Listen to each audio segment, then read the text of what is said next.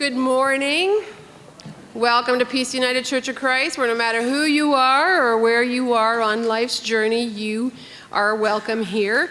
Today we continue our worship series called Peace Train. It's also connected to our stewardship campaign. And we're going to be talking about being sent today. So that's awesome. I'm sure you're all looking forward to figuring out how to do that. Before we get started, I just want to list who's with us this morning as far as music and stuff. So the chimers you heard do the prelude this morning. Darcy is on the piano. Bob is going to be our liturgist, and we have the youth and folk choir singing our witness in music. And this morning, our opening words are going to be sung by Loretta and the singers.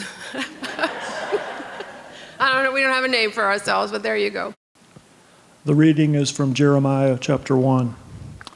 Now the word of the Holy One came to me, saying, Before I formed you in the womb, I knew you, and before you were born, I consecrated you. I appointed you a prophet to the nations. Then I said, God, truly I do not know how to speak, for I am only a child. But the Holy One said to me, Do not say, I am only a child, for you shall go to all to whom I send you, and you shall speak whatever I command you. Do not be afraid of them, for I am with you to deliver you, says the Holy One. Then the Holy One put out their hand and touched my mouth, and the Holy One said to me, Now I have put my words in your mouth. See, today I appoint you over nations and over kingdoms, to pluck up and to pull down, to destroy and to overthrow, to build and to plant. For the wisdom contained in these holy words, we give thanks. Amen.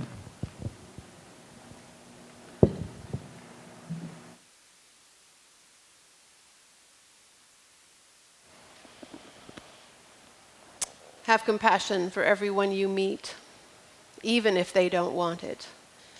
What seems conceit, bad manners, or cynicism is always a sign of things no ears have heard, no eyes have seen. You don't know what wars are going on down where the spirit meets the bone.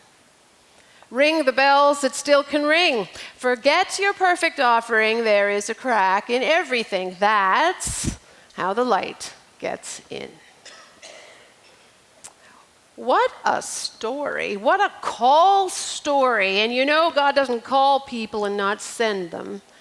What a call story, sending a person out into the world. A world, by the way, running rife with oppressive rulers and business people greedy for unjust gain, a world of scoundrels who took the goods of others, a world full of wickedness, a world of fat and sleek people who did not judge with justice and did not defend the rights of people most vulnerable, a world of false prophets who treated the people carelessly and said everything was great when it wasn't. Peace, peace, when there was no peace. God called Jeremiah to be a prophet in this world. God sent Jeremiah to speak truth in this world, to pluck up and to pull down, to destroy and to overthrow, to build and to plant. And Jeremiah was just a child. What a call story. Jeremiah was, let's say, less than enthusiastic when God came calling. Jeremiah didn't feel like he was prepared. He was young and was simply not up to the job. Oh, God, I do not know how to speak, for I am only a child. That didn't fly. God wasn't interested in Jeremiah's cop-out. Why? Well, it's clear that God understood Jeremiah's gifts and talents, his heart and character. We read in the text that God knew Jeremiah with this knowing. And when we talk about knowing here, it is an intimate knowing, a deep and meaningful knowing. With this knowing, God appointed Jeremiah, God called Jeremiah to this particular task, to this vocation, because this prophetic role met Jeremiah's passion. And it is obvious that God knew this before Jeremiah did, because you see, God formed Jeremiah. God also recognized that the world needed a prophet, not just any prophet. The world needed Jeremiah, a person who would not be swayed, a person who would hold true to God's dream for shalom, comprehensive well-being, beloved community. So God consecrated Jeremiah, set Jeremiah apart for this sacred work. God did all that so you can understand then that God was not going to let Jeremiah off the hook. Do not say, I am only a child, for you shall go to all to whom I send you, and you shall speak whatever I command you. And here's the most comforting thing in a terribly intimidating and overwhelming situation. God told Jeremiah that God would be with Jeremiah. God would give Jeremiah the words to speak to those scoundrels, oppressive rulers, and greedy business people. God would provide words to speak to the fat and sleek people who didn't live justly or defend the rights of people who were vulnerable. God would supply words to speak to the false prophets who treated the people carelessly, and God would give Jeremiah the courage to speak those words and be with him when he did it.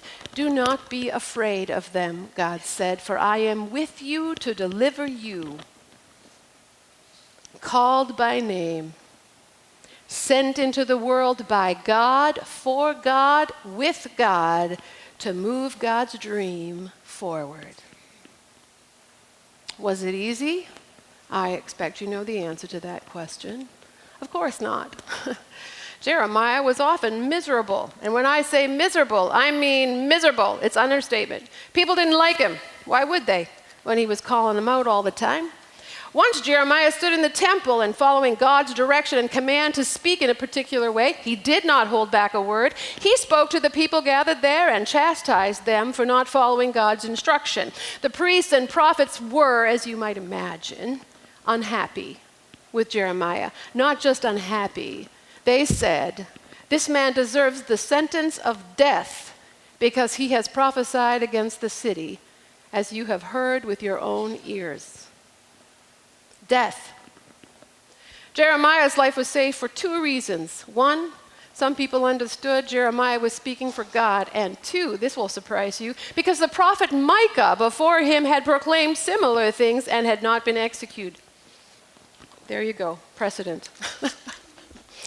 Even before his near-death experience, Jeremiah was ready to call it quits. The problem was, he just couldn't. I say, I will not mention the Holy One or speak any more in God's name. But within me, there is something like a burning fire shut up in my bones. I am weary with holding it in, and I cannot. There we have it. The reality of being called and sent by God into the world. It's difficult work, sometimes daunting, and often has us scared to death of failing or being hurt. Our comfort in it all, God promises to be with us, to give us words and the courage to act. We are called for some purpose, a purpose that matches our gifts and passion with what the world needs for God's dream for shalom, comprehensive well-being, beloved community to come to pass. And the passion to do the work we are called to do cannot be held in. It is in our bones, a burning fire. We are neither too young nor too old to be called and sent. Our address, financial circumstance, full calendar, education, religious affiliation are not exemptions to participation. We can all do something because we are all called and sent to do something. We are, after all, God's beloved and precious children, created in God's image. And what are human beings that God is mindful of us, mortals that God cares for us? Well, God has made us a little lower than God and crowned us with glory and honor. God has given us dominion over the works of God's hands. That means we are called to care for and serve creation. We are the hands and feet of God, participants in making God's dream come to pass. No excuses. We've got what it takes to do the things God requires of us, to do justice, love kindness, and walk humbly with God. The way we live it out will be unique to us. It might be as simple as praying, writing a note, collecting some signatures, writing a check, caring for someone who is sick or lonely, building affordable housing, sitting with someone who is grieving, standing with people who are immigrants, running for office, planning meaningful worship, singing a powerful song, or playing a beautiful piece of music, deepening child well-being by tutoring or helping out with Freedom School, knitting socks in a toque for a person who is unhoused and certain to be cold in the winter months, buying supplies for a little food pantry, organizing to change policies both locally and statewide that hurt people who are most vulnerable. You get the idea. There's lots of ways to be called and sent. And here's the thing. We know we can do it deep down. Deep down, just like all the other imperfect, questionable, sketchy, meek, unsophisticated people who have come before us. People like Abraham, who threw his wife Sarah under the bus not once, but twice. Sarah, who laughed at God. Moses, who killed someone. David, who put his military leader on the front lines, hoping the leader would die. The motley crew of disciples who never did get what Jesus was trying to convey. Jesus himself, a nobody from a nobody neighborhood.